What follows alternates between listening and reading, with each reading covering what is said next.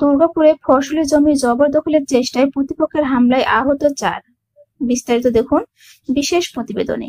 রাজশাহী দুর্গাপুরে প্রতিপক্ষের হামলায় 4 জন গুরুতর আহত হয়েছে। স্থানীয়রা তাদের উদ্ধার করে দুর্গাপুর উপজেলায় স্বাস্থ্য কমপ্লেক্সে ভর্তি করেন। শনিবার সকাল উপজেলায় জয়নগর ইউনিয়ন চকজয়নগর গ্রামে এই সংঘর্ষণের ঘটনা ঘটে। চকজয়নগর বিলে 18 কাঠা ফসলি জমি ফির দখলকে কেন্দ্র করে রেন্টু তার ভাড়াটিয়া সন্ত্রাসী বাহিনী দেশীয় অস্ত্র দিয়ে এই হামলা চালায়। এ সময় তাদের জমিতে 32টি আম গাছ এবং জমিতে চাষ করা 3 লক্ষ টাকার ফুলকপি নষ্ট করে দেন তারা।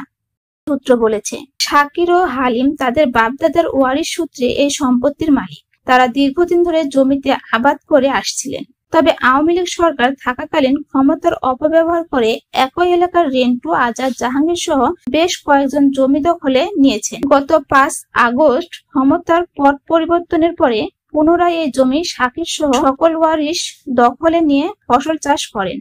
জমি থেকে ফসল উঠিয়ে বাজারে বিক্রয়ের জন্য নিয়ে যায়। এমন সময় তাদের উপর হামলা করে রেন্টু, আজাদ সহ ভাড়া করা 20 থেকে 25 জন সন্ত্রাসী বাহিনী।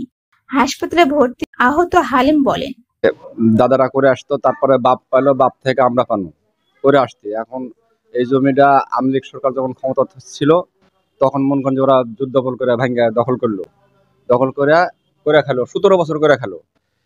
এই সমকালে এই শেখ হাসিনা যাওয়ার পরে মন করেন যে আমরা জমিটা আবার দখল করেছি।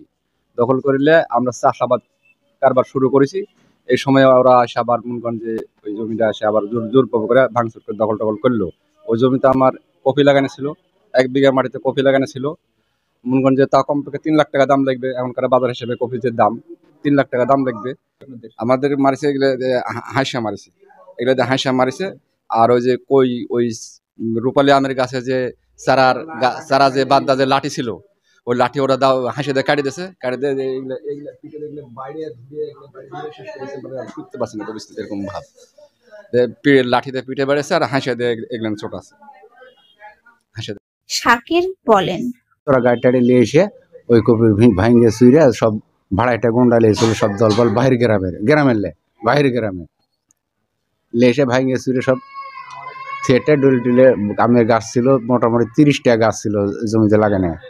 তারপর কপি ছিল, সব ভাঙ্গে চুইরে থিয়েটে ওরা উঠে চলে গেছে। আমরা ওটিখানে যে আমরা বলছি তোমরা ভাঙছো কেন, এই ভাঙার কথা বলতে মন করে আমাকে মারধর শুরু করেছে। আহত শাকিরের ছেলে কলেজ শিক্ষার্থী সাগর আলী বলেন, আমার নাম মোহাম্মদ সাগর আলী, আমার পিতা মোহাম্মদ শাকির উদ্দিন।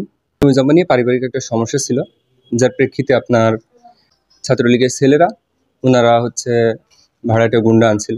আনার পর আসলে জমিটা যাদের সাথে আমাদের সমস্যা ছিল ওনারা মূলত গুন্ডা বাহিনীটা ভাড়া করে আনছিল। আনার পরে আমাদের ফসলি জমিতে ওনারা ভাঙচুর করে এবং ওখানে ফুলকপি ছিল আর আমের চারা গাছ লাগানো ছিল। ওনারা ট্রাক্টর দুটোতে চাষ দিয়ে ভাঙচুর করছে।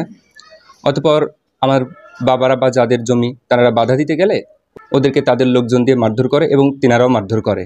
তাদের মারধর করছে, তাদের মধ্যে রেন্টু, আজাদ, জালাল, জাহাঙ্গীর, হৃদয়, জাহিদ ওনারা উপস্থিত ছিল এবং দেশীয় অস্ত্রশস্ত্র যেমন হাসোয়া, বটি বা রড, এছাড়াও আরও অন্যান্য যে দেশীয় অস্ত্র আছে সেগুলো দিয়ে আঘাত করছে।